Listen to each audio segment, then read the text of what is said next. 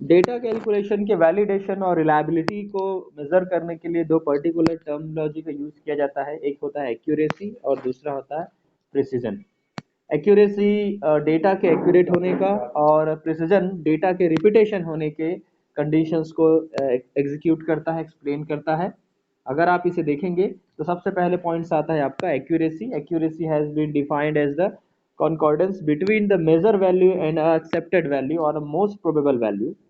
It follows therefore that systematic errors cause a constant error either too high or too low, and thus the affect the accuracy of the result. Basically हम ये मान के चलते हैं कि जो हमारे पास मेजर्ड वैल्यू होगा और वो एक्सेप्टेड वैल्यू है, अगर वो जितना आसपास होता है इसका मतलब ये होता है कि वो एक्यूरेट है।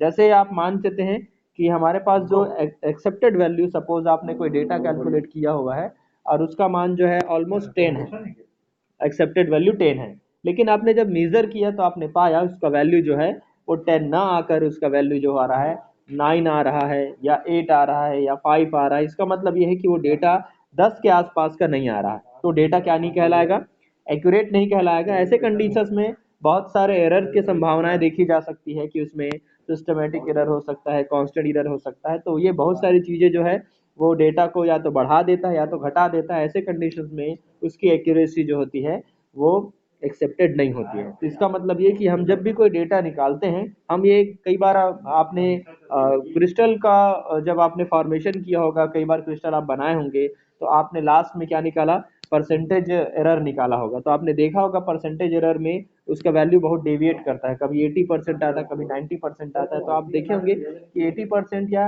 90% जब उसका डेटा आता है तो वो एक्यूरेट डेटा नहीं है। जब एक्यूरेट डेटा नहीं है वो, तो इसका मतलब ये हुआ कि आपने काम जो किया उसमें कुछ न कुछ एरर है। ठीक है, तो ऐसे केसेस में आप उसकी एक्यूरेसी को डिफाइन करने के लिए दो अलग अलग टर्मिनोलॉजी का यूज करते हैं कि वो कितना एक्यूरेट है।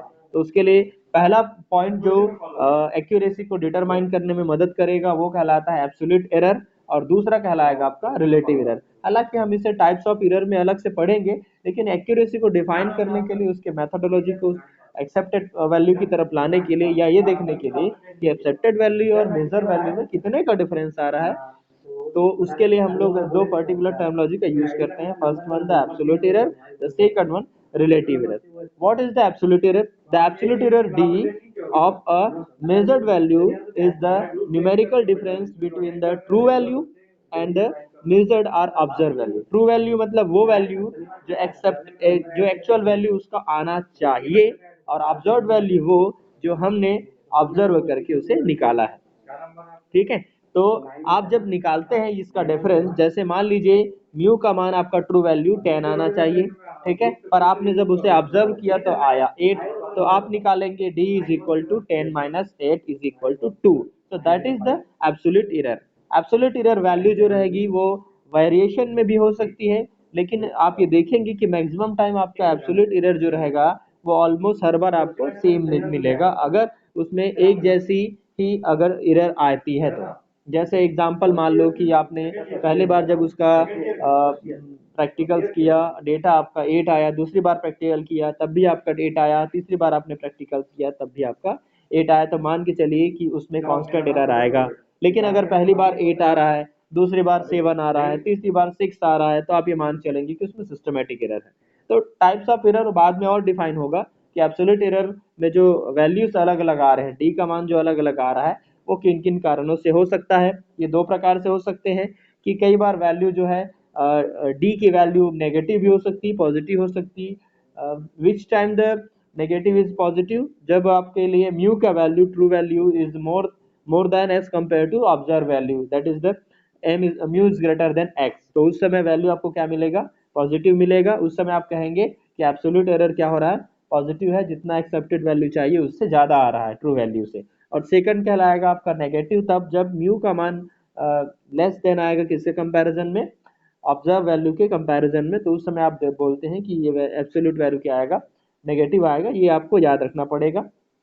ठीक है, sometime the absolute error is expressed by the absolute value without repeat to the sign. कई बार हम लोग इसके साइन प्लस और माइनस को रिपीट नहीं करते, केवल अमाउंट को देखते हैं कि प्लस में आ रहा है या माइनस, क्योंकि परसेंटेज दोनों के सेम आते हैं। कुछ एग्जांपल्स दिए गए हैं, आप चाहे तो देख सकते हैं। There are two numerical value, first one 4.431 and second 4.410.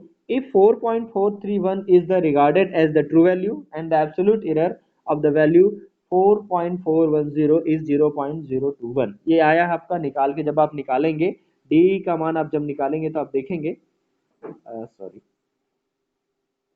इसमें जब आप मान निकालेंगे तो देखेंगे कि जब आप ये वैल्यू निकालेंगे, डी का मान निकालेंगे, D is equal to mu minus one, तो डी का मान आप रखते हैं, म्यू का मान रखते हैं, म्यू का मान 4.431 है, ये आपका ट्रू वैल्यू, और आपने जो ऑब्जर्व किया 4.431 ये आया, निकाल लें। तो अब ये जो मान निकाले हैं, ये मान जो है 0.021 जो है वो आपके लिए क्या कहलाएगा, एब्सोल्यूट एरर कहलाएगा। अब आप एब्सोल्यूट एरर जो है वो मूल मान के कितना प्रतिशत घटा या बढ़ा वाले मान है, तो उसके लिए आपको निकालना पड़ता है relative error. Relative error E is the absolute error divided by the true value, that is the relative error। जो भी रिलेटिव एरर निकालना है तो वो जो आपका एब्सोल्यूट एरर आएगा उसे आपको ट्रू वैल्यू के साथ क्या करना होता है, डिवाइड करना होता है। जो मान आएगा वो दो तरीके से डिफाइन किया जाता है, एक तो परसेंटेज 100% के बेस पे, और दूसरा होता है पीपीटी, मतलब पार्ट्स पर थाउजेंड के बेस पे निकालना होता है। दोनों तरीके से आप निकाल सकते हैं। अगर आप इसे निकालेंगे 100 से मल्टीप्लाई करेंगे तो आप पाएंगे कि वैल्यू जो है वो इससे 10 गुना क्या आएगा, छोटा आएगा। जैसे 4.772 है, तो अगर आप परसेंटेज में निकाल लें तो कितना आता, 0 पॉइंट कितना आता, 0 कितना आता, 4772% अगर आप निकालते तो, क्योंकि ये मान 1000 में निकाला गया मान है, तो ये परसेंटेज एरर में अगर देखते हैं आप रिलेटिव एरर में, तो 100% में आप देखते तो 0.4772% का क्या आता, एरर आता, और इसे पार्ट्स पर 1000 में निकाला गया है, मतलब पीपीटी में निकाला गया है, इसलिए इसका जो एरर है वो थोड़ा बड़ा दिखाई दे रहा है, 4.772 पीपीटी दिखा रहा है। ये आप याद रखेंगे। कई बार ऑब्जर्व वैल्यू और रिलेटिव वैल्यू में भी अगर आपको करेक्ट वैल्यू को डिफाइन करना होता है, म्यू का मान निकालना होता है, तो जस्ट इसे आपको क्या करना होगा, पक्षांतर करना पड़ेगा। Mu is equal to X upon 1 minus E, यहाँ पर एक्स आपको पता होगा, एक्स आपका ऑब्जर्व वैल्यू है और ई आपका रिलेटिव एरर है। रिलेटिव एरर का मान याद रखें, कभी भी एक नहीं आना चाहिए, एक से छोटा ही आएगा इसका मान, क्योंकि आप जानते हैं कि हमेशा से एरर का मान ट्रू वैल्यू से क्या रहेगा, छोटा रहेगा। तो ये मान आप जब भी निकालेंगे तो म्यू का मान आप भी निकाल सकते हैं। अगर आपको बाकी डेटा पता है तो म्यू का मान निकल जाएगा आसानी से, ठीक है। इस प्रकार से आप ये कहलाएगा आपका एक्यूरेसी। एक्यूरेट देखने के लिए कि हमारा जो ओरिजिनल डेटा था उससे 0.4772% डेविएट हो रहा है, ठीक है। इसी को हम बाद में स्टैंडर्ड डेविएशन के अंतर्गत और स्टडी करेंगे। फिलहाल ये कहलाएगा आपका रिलेटिव एरर। ये कहलाता है आपके लिए एक्यूरेसी को डिफाइन करने वाले दो बेसिक पॉइंट्स, एक होता है आपका एब्सोल्यूट एरर, दूसरा होता है relative error. Absolute error, relative error निकालने के लिए एब्सोल्यूट एरर का जानकारी होना जरूरी है, उसके बगैर आप रिलेटिव एरर कैलकुलेट नहीं कर पाएंगे, ठीक है। तो ये कहलाएगा आपके लिए। इसमें कुछ किसी को सवाल पूछना है तो पूछ सकते हैं, देन आप। चलिए फिर नेक्स्ट पढ़ते हैं, डिटर्मिनेशन ऑफ एक्यूरेसी। एक्यूरेसी को डिटर्मिनेशन करने के लिए कौन कौन से दो मेथड है, एक तो एब्सोल्यूट मेथड दिया गया है और दूसरा दिया गया है कंपैरेटिव मेथड। एब्सोल्यूट एरर को दिखाने के लिए, सॉरी, एक्यूरेसी को दिखाने के लिए ये दो प्रकार के मेथड है जिसकी सहायता से आप चेक करते हैं कि एक्यूरेसी कितनी एक्यूरेसी है। तो मैंने बता दिया था कि पहले कंडीशन बता दिया, एब्सोल्यूट मेथड वही वाला मेथड है जिसकी सहायता से मैंने अभी आपको थोड़ा देर पहले एग्जांपल दिया था। क्या वाला एग्जांपल, कि एब्सोल्यूट एरर निकालो, एब्सोल्यूट एरर निकालने के बाद रिलेटिव एरर निकालो, और एरर निकालने के बाद मुख्य से उसका क्या करो, कंपैरिजन करो। कंपैरिजन करने पर जितना परसेंट का डेविएशन आएगा वो कहलाता है उसका एब्सोल्यूट मेथड के अकॉर्डिंग निकाला गया एक्यूरेसी। एक्यूरेसी का आपको डिटर्मिनेशन बस करना है कि वो रियल वैल्यू से कितना परसेंट उसमें चेंजेस आ रहा है, ठीक है। दूसरा कंपैरेटिव मेथड कहलाता है। कंपैरेटिव मेथड का मतलब होता है कि जो अलग अलग आपने एनालिसिस किया हुआ है इससे पहले और जो आपने एनालिसिस किया है उसके साथ उसका क्या करना है, कंपैरिजन करना होता है। जो जो भी आपने डेटा लिया था उसके साथ कंपैरिजन करके बताते हैं कि ये इस डेटा में इसका क्या रहा है, डिफरेंस आ रहा है। इसके लिए एक एग्जांपल मैं शो करना चाहूँगा जिसके अकॉर्डिंग आपको चीज़ें समझ में आ जाएगी। इसमें चार मैंने डायग्राम का एग्जांपल लिया हुआ है, ए बी सी और डी का। जैसे आपको पूछा जाता है कि कई बार एग्जांपल में पूछा जाता है कि ये एक्यूरेट है कि नहीं है, तो आप देखते हैं कि मान लो ये मैंने 3 सर्कल लिया हुआ है, ठीक है। 3 सर्कल लिया हुआ है, लेकिन 3 सर्कल में आपको टारगेट दिया जाता है कि एक्यूरेट होने का मतलब है कि पर्टिकुलर उस जगह पर उस डेटा का होना। जैसे इसमें दिया गया है कि कोई डेटा मान लो, ये 3 सर्कल दिया हुआ है, 3 सर्कल में से एक सर्कल का एग्जांपल अगर आप लेते हैं, तो जैसे डी वाला एग्जांपल आप लेते हैं, तो देखेंगे कि उसमें सारा डेटा जो है वो एक ही सर्कल के अंदर में है। इसका मतलब हम जो डेटा चाह रहे थे एक्यूरेट डेटा, वो बिल्कुल एक्यूरेट डेटा है, ठीक है। लेकिन उसमें एक वर्ड यूज किया गया है, प्रिसाइज वर्ड भी यूज किया गया है। तो प्रिसाइज वाला तो हम प्रिसीजन अभी पढ़े नहीं है, लेकिन मैं फिर बता देता हूँ। डेटा का रिपीटेशन क्या कहलाता है? प्रिसाइज कहलाता है, चाहे वो एक्यूरेट रहे या ना रहे। एक्यूरेट रहने का, नहीं रहने का मतलब, अगर बार बार वो डेटा रिपीट हो रहा है पर वो एक्यूरेट नहीं है, तो उसको आप कह सकते हैं कि प्रिसाइज तो है लेकिन एक्यूरेट नहीं है। ऐसा एग्जांपल आपको मिलेगा सी में। सी में देखोगे कि उसमें डेटा जो है वो क्या हुआ है, प्रिसाइज नहीं है। कभी वो सेकंड लाइन में है, कभी वो फर्स्ट लाइन में है, और अलग अलग जगह है। तो इसका मतलब वो प्रिसाइज नहीं है लेकिन एक्यूरेट है, कि जहां पे हमने टारगेट किया था लाइन के ऊपर, वो एग्जैक्ट लाइन के ऊपर ही वो टारगेट गया है। दूसरा एग्जाम्पल आपको बी में देखने को मिलेगा कि ये प्रिसाइज तो है, मतलब सारा डाटा एक जगह है, लेकिन ये एक्यूरेट नहीं है, क्योंकि अधिकतर डेटा ना सेंटर में आ रहा है, मतलब बीच में आ रहा है, ना लाइन पे आ रहा है, कुछ लाइन पे है, कुछ सेंटर पे है। और ए मिलेगा आपको, वो प्रिसाइज भी नहीं है, ठीक है, और ना ही क्या है आपका एक्यूरेट है, क्योंकि डेटा भी एक पर्टिकुलर जगह पे नहीं आ रहा है, और ना ही डेटा का रिपीटेशन हो रहा है। तो ये चार जो आपको फिगर दे रहा है वो कंपैरेटिव कहलाता है, कि हम ए से बी का कंपैरिजन करें कि कौन सा डेटा एक्यूरेट है, कौन सा डेटा एक्यूरेट नहीं है। बी का सी से कर सकते हैं, मतलब ये चारों ग्राफ का एक दूसरे के साथ क्या करना, कंपैरिजन करना, क्या कहलाता है, कंपैरेटिव मेथड्स कहलाता है। इस मेथड के अकॉर्डिंग आप दोनों चीजों को डिफाइन कर सकते हैं, एक्यूरेसी को भी और प्रिसिजन को भी। प्रिसिजन और एक्यूरेसी आसानी से इस तरीके से डिफाइन की जा सकती है। इसमें अगर किसी को कुछ पूछना है तो पूछ सकते हैं, फिर मैं आगे प्रिसिजन वाले टॉपिक पे जाता हूँ। Anyone here? चलिए ठीक है।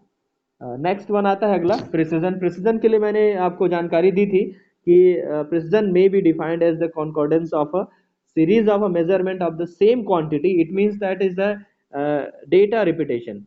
Same quantity is means the data repetition. It is the expressed in the terms of numerical difference between a given experimental value and the mean value of the experimental results. तो precision कई बार data हर बार गलत आता है। जैसे आपने मान लो एक practical करना शुरू किया और प्रैक्टिकल में आपने देखा, ठीक है, कि प्रैक्टिकल जब कर रहे हैं तो प्रैक्टिकल में हर बार आपका डेटा जो है सेम आ रहा है, लेकिन हर बार वो डेटा जो है ट्रू वैल्यू से बहुत ज्यादा डिफरेंस है। इसका मतलब ये नहीं कि वो उसको आप एक्यूरेट बोलते हैं। एक्यूरेट वर्ड अलग होता है। एक्यूरेट मतलब ट्रू वैल्यू के आसपास या ट्रू वैल्यू होना, ठीक है। और प्रिसिजन में मैंने बोला था कि प्रिसिजन में डेटा का रिपीट बस होना देखा जाता है, ये नहीं देखा जाता कि वो ट्रू वैल्यू के कितने ज्यादा पास है। इसमें दोनों का डिफरेंशिएशन भी दिया गया कि एक्यूरेसी और प्रिसिजन में। Accuracy express the correctness of a measurement, and precision are reproductivity reproducibility of the measurement। वो ये दिखाता है कि आपने रिपीटेशन या रिप्रोड्यूसिबिलिटी कितनी बार हुई है, वो एक्यूरेट शो करता है। वो चीजें शो करती हैं किसको, प्रिसिजन को। जैसे एक एग्जांपल दिया गया है कि a substance was known to contain 49.110 plus minus 0.02% of a constituent X. The results obtained by two analysis using the same substances in the same analytical method were as follow। मतलब दोनों बार same तरीका उपयोग किया गया, दोनों बार same constituent लिए गए, लेकिन दोनों बार जो एनालिसिस निकाला गया वो दोनों बार अलग अलग था। याद रखना कंटेंट्स में। और ये प्लस माइनस का वेरिएशन 0.02% का उसमें वेरिएशन आ सकता है। 49.10 से क्या कहलाएगा, सब्सटेंसेस का रिजल्ट्स कहलाएगा, ठीक है। तो दो अलग अलग रिजल्ट्स पे चर्चा करते हैं।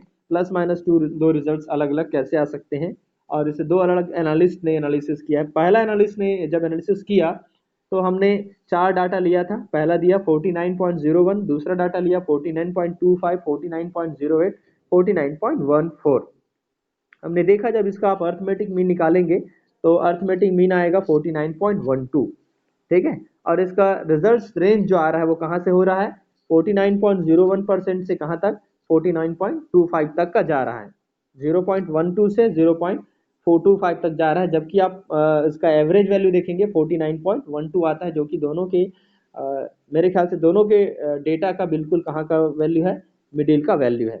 अब एक और डेटा दिया गया, दूसरे एनालिस्ट ने इसका जब एक्सपेरिमेंट किया तो उसको जो डेटा मिला वो था 49.40, 49.44, 49.42, 49.42। आप इसमें देखेंगे कि इसमें जब आप अर्थमेटिक मीन निकालते हैं तो इसका मान आता है 49.42 और इसका रिजल्ट रेंज कहाँ से कहाँ तक जा रहा है, 49.40 से 49.44 तक जा रहा है। अब इन दोनों का एनालिसिस करते हैं। एनालिसिस में तो आपको बहुत सारी चीजें क्लियर हो गई होगी कि पहला वाला डेटा जो दिखाई दे रहा है उसमें एक्यूरेसी तो है क्योंकि मोर देन उसका वैल्यू आना चाहिए था 49 और प्लस माइनस 2% क्या है उसका रेंजेस है, इसका मतलब एक्यूरेसी तो है। लेकिन पहला वाला डेटा क्या नहीं है, प्रिसाइज नहीं है। प्रिसाइज क्यों नहीं है, क्योंकि डेटा क्या नहीं हुआ है, रिपीट नहीं हुआ है। कभी 0.01 आया, कभी 0.25 आया, कभी 0.08 आया, कभी 0.14 आया। लेकिन दूसरा वाला डेटा आप देखेंगे कि ये डेटा जो है एक्यूरेट भी है और प्रिसाइज भी है।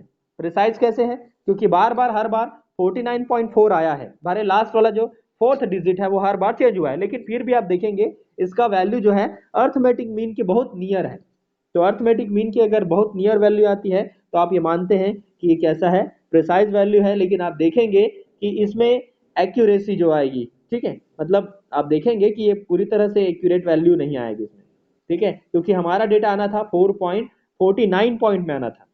49.40 बहुत बड़ा वैल्यू डिफरेंस हो जाता है, मतलब 49 आना था और 49.4 आ जा रहा है, मतलब डेटा क्या नहीं है, एक्यूरेट नहीं है। 49 पॉइंट आना चाहिए था एक्यूरेट वैल्यू, जैसे इसमें दिया देखो 49.10 आना था, तो ज्यादा नियर कौन हुआ, ऊपर वाला वैल्यू, ये वैल्यू ज्यादा नियर हुआ, तो ये ज्यादा एक्यूरेट है, लेकिन प्रिसाइज नहीं है क्योंकि डेटा रिपीट नहीं हुआ है। और दूसरा वाला वैल्यू जो आएगा आपका एनालिस्ट 2 वाला, उसमें आपको डेटा क्या मिल रहा है, ज्यादा प्रिसाइज मिल रहा है, क्योंकि डेटा रिपीट जैसा लग रहा है, लेकिन वो क्या नहीं है, एक्यूरेट नहीं है, क्योंकि हम जितना मान रहे थे 49.10 उतना आसपास नहीं आ रहा है, 0.30 का डिफरेंशिएशन आ रहा है, जो कि बहुत बड़ा डिफरेंस होता है। इसलिए दोनों डेटा इस प्रकार से वेरिएट होते हैं। तो ये कहलाएगा आपका एक्यूरेसी और प्रिसिजन से रिलेटेड जो डाउट्स आपको लगते हैं कि क्या एक्यूरेसी हो सकती है, क्या प्रिसिजन हो सकता है, ये कहलाएगा आपका एक्यूरेसी और प्रिसिजन। इसमें अगर किसी को कोई डाउट्स वगैरह है तो आप पूछ सकते हैं। ये टॉपिक भी आपका कंप्लीट हो गया।